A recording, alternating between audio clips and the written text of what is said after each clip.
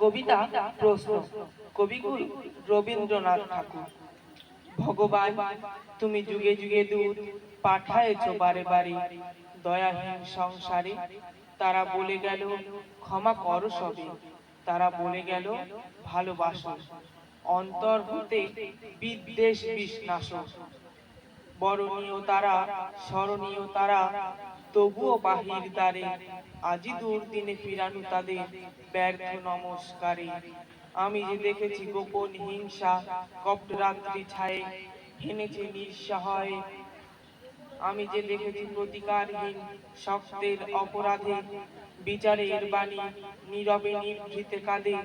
আমি যে দেখি তরুণ বালক উন্মাদ হয়ে ছুটে কি যন্ত্রণায় মরেছে পাথরে নিষ্ফল মাথা কুটে।